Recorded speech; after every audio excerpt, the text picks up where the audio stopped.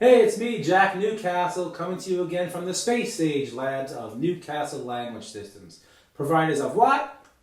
First-class service in what? Second language acquisition. We offer classes in conversational English, business English, and we can also help you prepare for that TOEFL, TOEIC, or IELTS test you may need to take. Basically, we're here for all your second language needs. Having a little fun with you there this time. And welcome to our video on how to produce the S and Z consonants.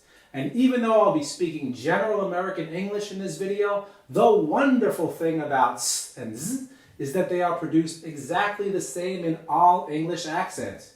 As you know, for vowels, we can get confused sometimes because there are differences between general American English and all the varieties of British English and all the other varieties of English that we have around the world. But S and Z will always be the same in all those accents. So, doesn't that make life easier for you? Right? Because wherever you go in this great, big, beautiful world of ours, you can walk up to a native English-speaking person and say S or Z, and they're going to understand you. They'll think you're crazy, of course, but they'll understand you. Now, before we begin, I have to tell you that in order to understand this lesson, you need to first watch our introductory video to the color-coded system, because it will, of course, explain how the system works. But to summarize the system, for this pair of consonants, S, Z, we only need to remember two colors, and those are red and green. Why red and green? Because just like a traffic signal, they're going to tell us two things: stop and go, right?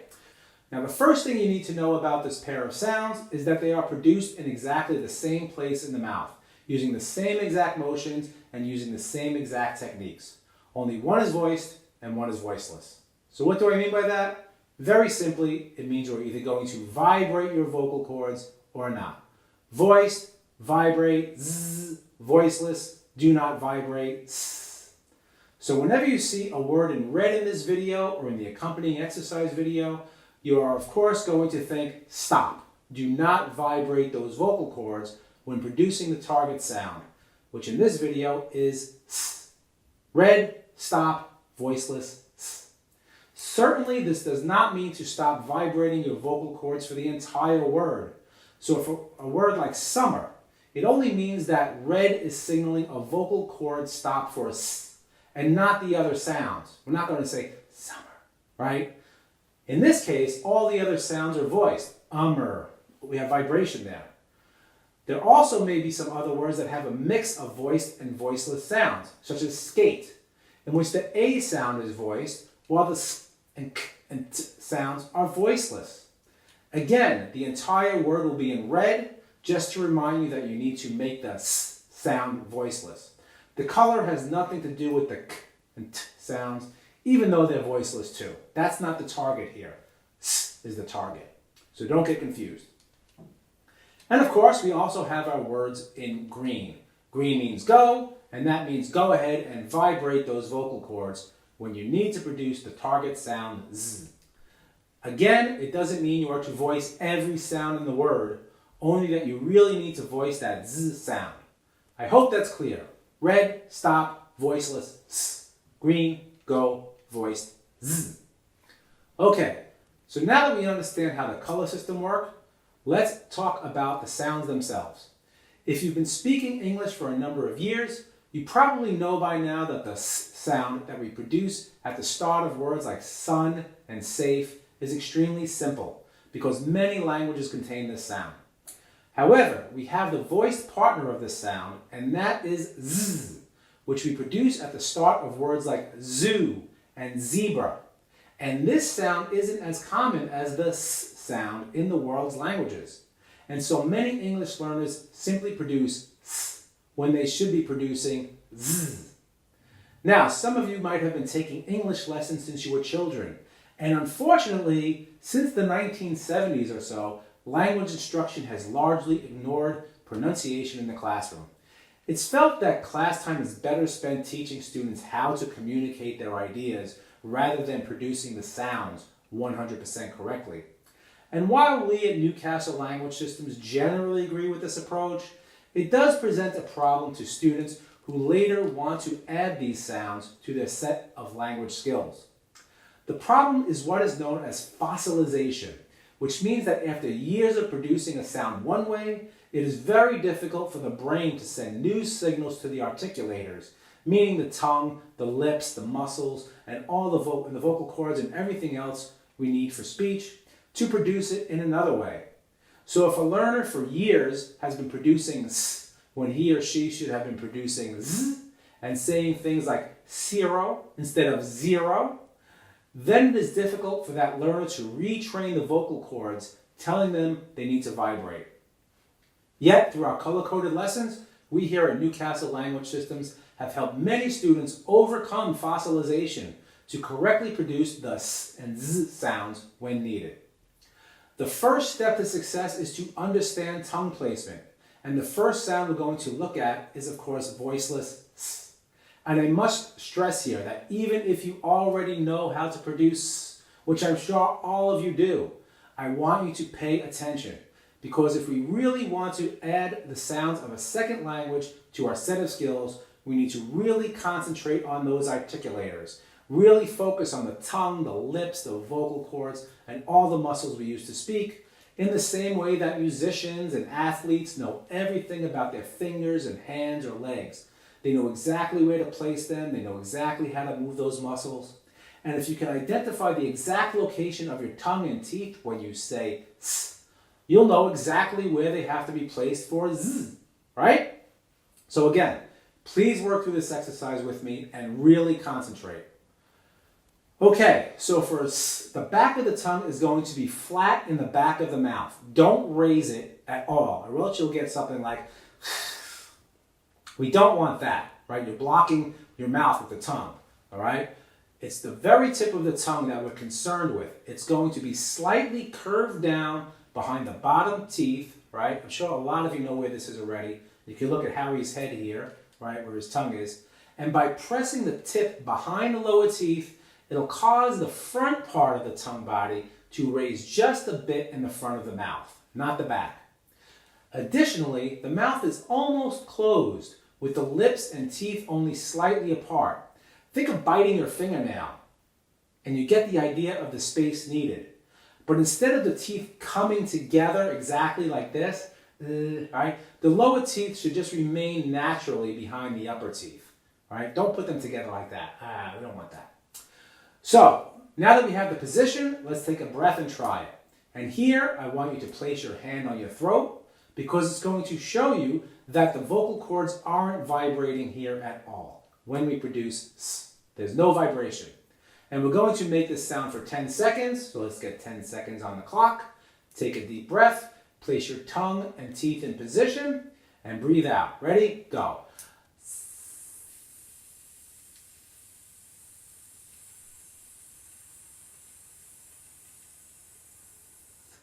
Okay, and stop. Again, depending on your native language, this is probably very easy for most of you. But as I said, I want you to concentrate on what the muscles are doing, where your tongue is, and especially what your vocal cords are doing. That's the most important thing, because they're not doing anything here. And you need to understand this before we try the z sound. So let's do another 10 seconds. Keep your hand on your vocal cords and keep going. Ready? Go.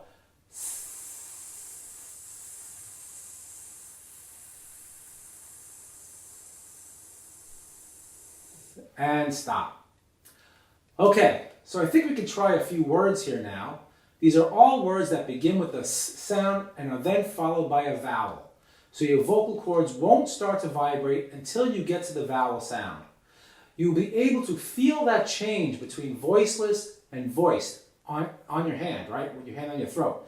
Especially if we do it slowly, producing the s for far longer than we need to be, right? We need to do it. We need to exaggerate here, okay? Let's try Sue. Here we go.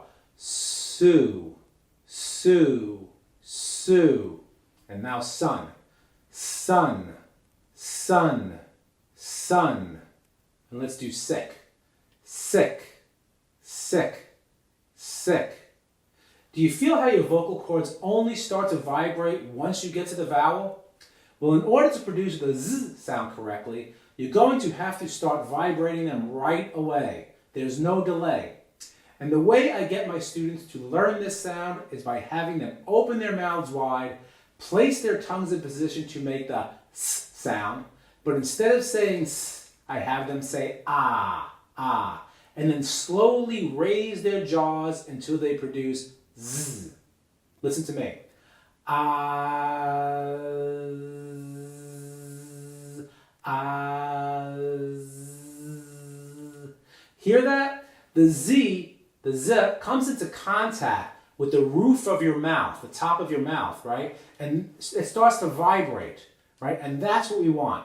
Let's try it together. Hand on throat, tongue in teeth position. Say ah, and then raise your jaw. Ah, ah.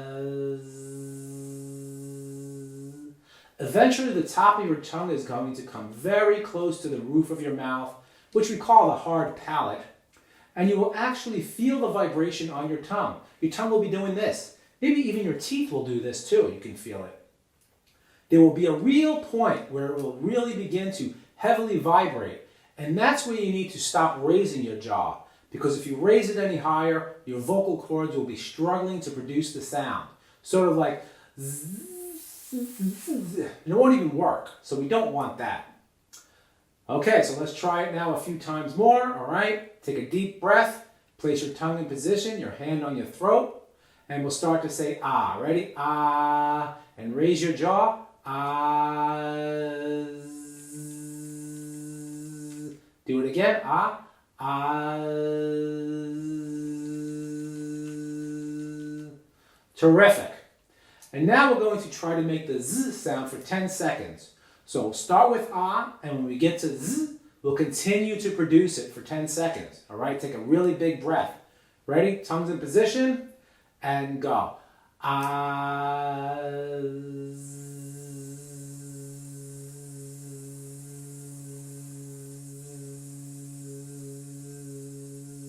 and stop. Now, if you did have some trouble keeping the vocal cords vibrating for the full 10 seconds, that's normal. The muscles aren't accustomed to making those vibrations at first while the tongue is in this position. The relationship between the brain and all the muscles is very complicated, and it takes a lot of coordination. So the vocal cords might have stopped and started and stopped again, and you really had to concentrate to keep them going. And unfortunately, here comes an even more difficult exercise, because now we're going to switch from voiceless s to voiced z. So again, please concentrate, focus on those vocal cords and what they really need to do. And if you're ready, take a breath, tongue and teeth in position, hand on throat, and produce s. Keep going. And now start vibrating those vocal cords. Z. Right? Do it again. S. Do you hear and feel that change between s and z? I know it's unnatural at first, but it will get easier with practice. Ready? Let's do it twice, okay? We'll hold it for a while, and then we'll switch to z. Here we go. S, s, good. We have to move on now, but if you're still having trouble, please pause the video and try it a few more times. Otherwise, let's try to make the z sound without first producing s. That means you have to start vibrating those vocal cords right away as soon as you start releasing your breath.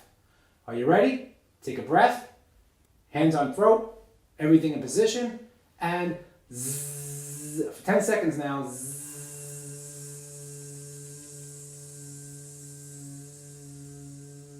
and stop. One more time, okay? 10 seconds, here we go. Think about it. Start vibrating those vocal cords right away, and go.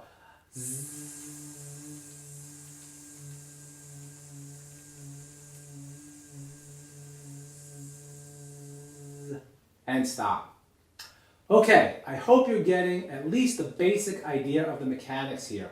What needs to be done, what the vocal cords need to be doing.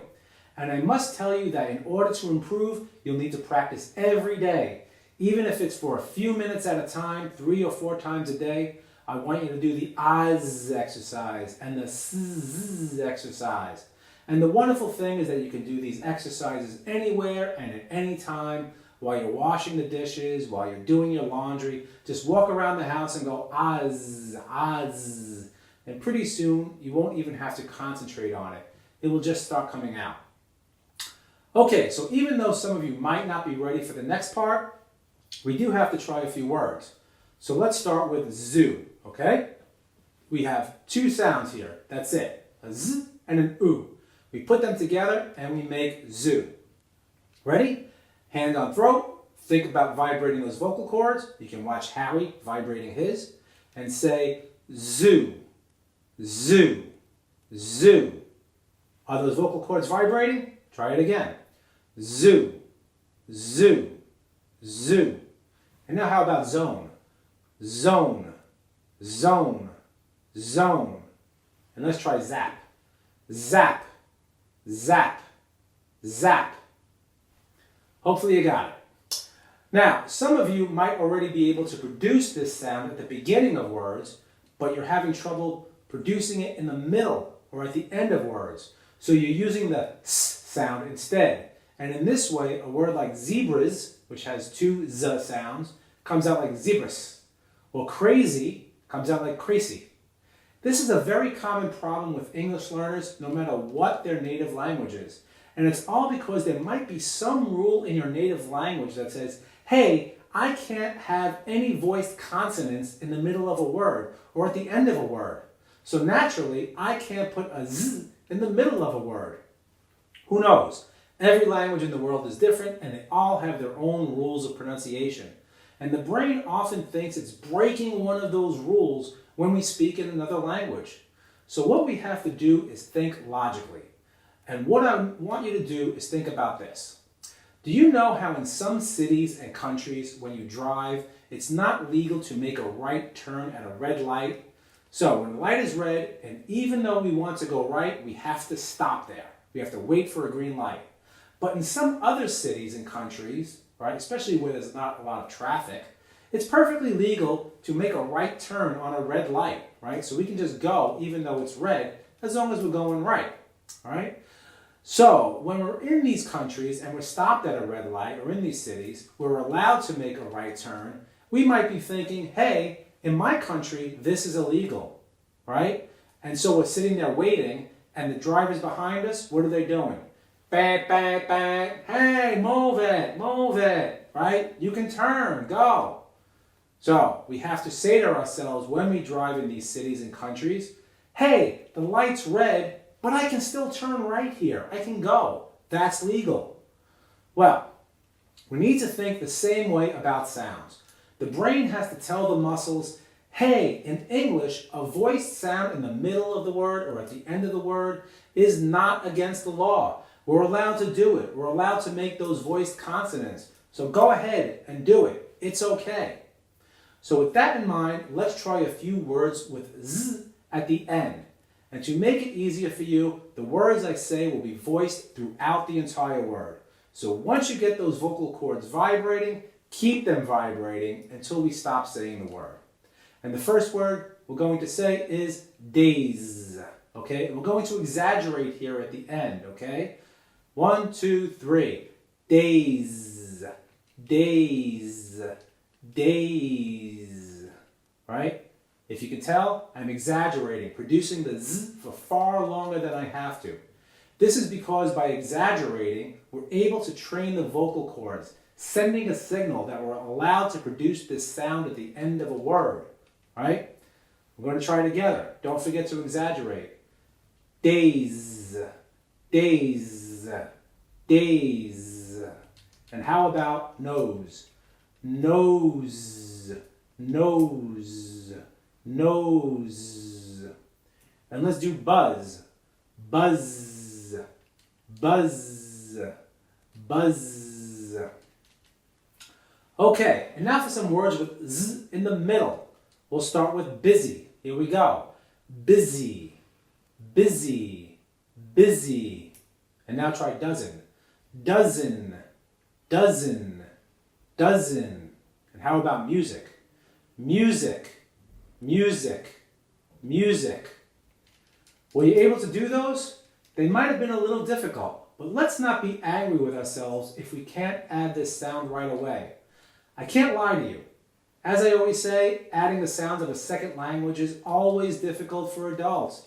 It does take a lot of work, a lot of concentration, a lot of time, a lot of effort. But I have had many students who, through dedication and concentration, have been able to retrain their tongue and their vocal cords, and they now correctly produce the Z sound wherever it appears in a word. So I'm sure you can do it too. Finally, we're going to try some words that we call minimal pairs. And we call them minimal pairs because they are identical in sound, except for a single change between, in this case, S and Z. So in our first pair, su and zu, the oo sound ends both words, but the consonant at the beginning is different. So place your hand on your throat and say the first word. Su, su, su. And now concentrate on your vocal cords, send a signal to vibrate them, and say the second word. Zoo, zoo, zoo. And let's do the pair again. Su, su, su. No vibration, and now add vibration. Zoo, zoo, zoo. All right, let's try another pair. How about sip and zip? Okay? Say the first word with me. Sip, sip, sip. And now vibrate. Zip, zip, zip. Great. And now we'll try a pair with the sound change at the end of the word. Ready? We're going to try ice and eyes. Here we go. Ice, ice, ice. And eyes, eyes, eyes. All right, let's hope you have it. Okay, so now that you have the basics of S and Z, you can watch the exercise video and practice by yourself. And as always, I must stress that even if you already know how to produce the sound, as many of you do, be sure to work through the exercise with your hand on your vocal cords all the time, thinking about the position of your tongue. You will need to have these things in mind as you work through the Z exercise, because it will tell you what you should and shouldn't be doing. Of course, if you feel you still need some help after working through the exercises, what can you do? That's right, visit us here at newcastles.com and schedule a pronunciation lesson. As I said, aside from accent addition classes, we offer lessons in conversational and business English, and we can help you prepare for those TOEFL, TOEIC, and IELTS examinations you may need to take. Of course, unlike some other second language sites, all our lessons are taught by highly qualified and certified educators, many of them with master's and even doctoral degrees in fields such as language, linguistics, and education. We go out of our way to find only highly qualified and certified educators for you, so you get the most for your money, okay? Lessons can be one-on-one if you like, but we can also provide group lessons. So if you have some friends or colleagues who would like to join you, we can accommodate up to 3, as I always say. 3, if you watch all our lessons, it's always 3, 3, 3. Not 333, just 3. 3 students for 1 student, the price of 1 student. Of course, this is going to save you some ching money. So we hope to see you in class sometime, but in the meantime, good luck with your English studies, and remember to vibrate those vocal cords when needed. Zzz. Be seeing you.